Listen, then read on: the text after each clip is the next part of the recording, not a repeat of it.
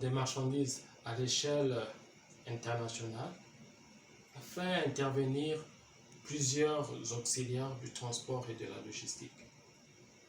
Ces derniers vont investir d'énormes moyens financiers et matériels pour assurer le bon succès des opérations de transport. Ces auxiliaires du transport et de la logistique parviennent tant bien que mal à répondre aux nouvelles exigences du commerce international de marchandises. Qui sont-ils? Comment sont-ils organisés? Et quels sont les critères de sélection de ces auxiliaires de transport et de la logistique? C'est ce que nous nous évertuerons de voir à travers cette vidéo.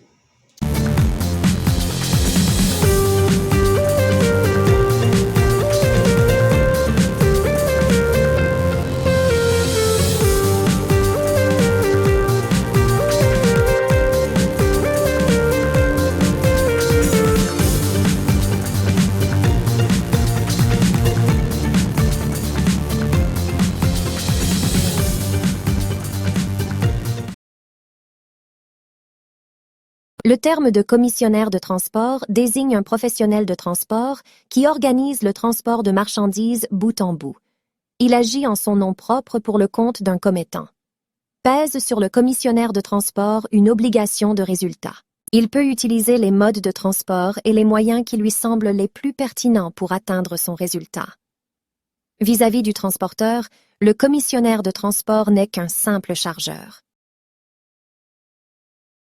Le transport bout en bout, c'est le processus par lequel un commissionnaire de transport prend, au départ en charge, les marchandises d'un client dans les entrepôts d'un fournisseur et les lui livre à destination dans ces entrepôts sans que le client n'a à intervenir dans le processus de déplacement de la marchandise. Le commissionnaire de transport et le transporteur sont liés par un contrat de transport. En conséquence, vis-à-vis du transporteur, le commissionnaire de transport n'est qu'un simple chargeur. Quant au commissionnaire de transport et le propriétaire de la marchandise, ils sont liés par un contrat de commission. Il n'existe aucun lien entre le transporteur et le propriétaire de la marchandise.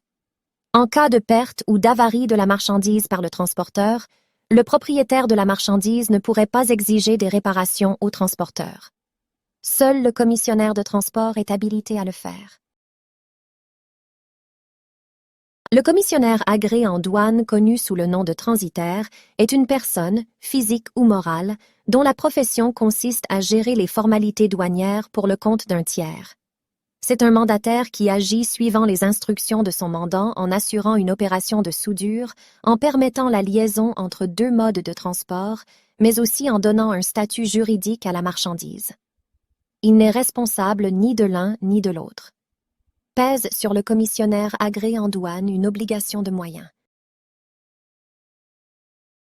Par l'obligation de résultat, le commissionnaire de transport ne s'engage pas seulement à faire de son mieux pour atteindre le résultat escompté, il s'engage à procurer au propriétaire de la marchandise un résultat précis, concret et déterminé dès l'origine.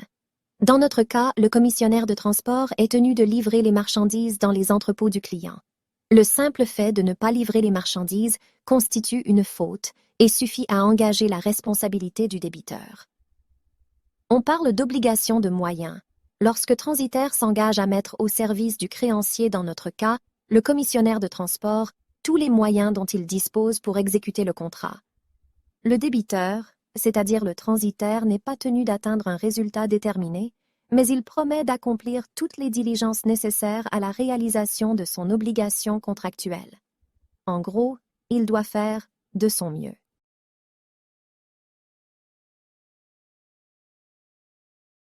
Le manutentionnaire. C'est un auxiliaire qui est chargé essentiellement de manipulation physique de la marchandise en effectuant le chargement, l'arrimage, le désarrimage et le déchargement de la marchandise.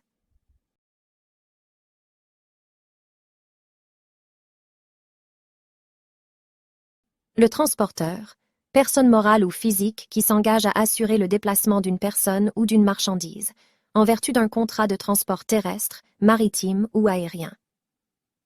Pèse sur le transporteur une obligation de résultat.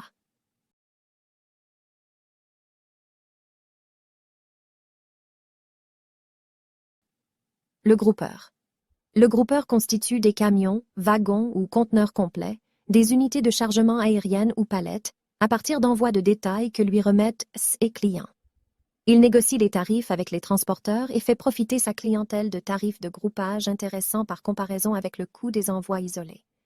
Il est libre de remettre son groupage au transporteur de son choix, maritime, aérien, ferroviaire ou routier. L'appellation NVOCC, Non-Vessel Operator Common Carrier, qualifie des commissionnaires qui proposent des lignes régulières de conteneurs groupage qu'ils chargent sur des navires porte-conteneurs ne leur appartenant pas. La logistique est un domaine qui requiert beaucoup d'organisation. Certaines entreprises préfèrent sous-traiter tout ou une partie de leur chaîne logistique afin de réduire leurs coûts internes. Ainsi, plusieurs entreprises de logistique se sont spécialisées tout au long des années.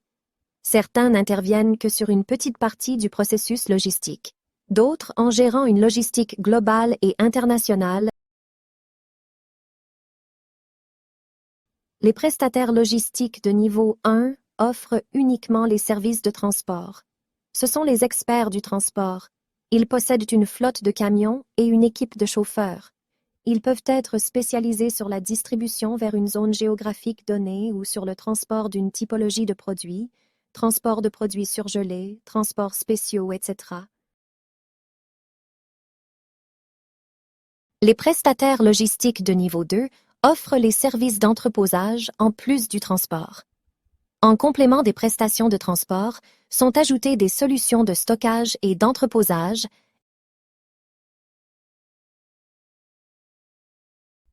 Les prestataires logistiques de niveau 3 sont des spécialistes de la logistique et du transport. En complément des prestations de transport, d'entreposage est ajoutée l'activité de dédouanement de la marchandise. Ils proposent à leurs clients des solutions de haute valeur ajoutée.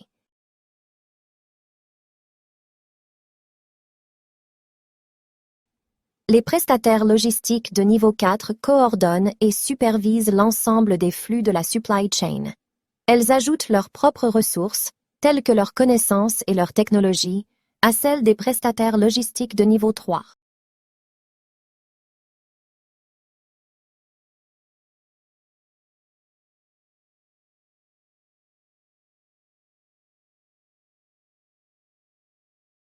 Le choix d'un prestataire de logistique dépend de plusieurs facteurs tels que la destination, la nature de produit et de sa valeur, les délais de livraison, le mode de transport. Un opérateur de marchandises de faible valeur recherche en priorité des coûts modérés. Rapidité, sécurité et qualité de service sont privilégiés pour les marchandises à haute valeur ajoutée, même si le coût du service est plus élevé.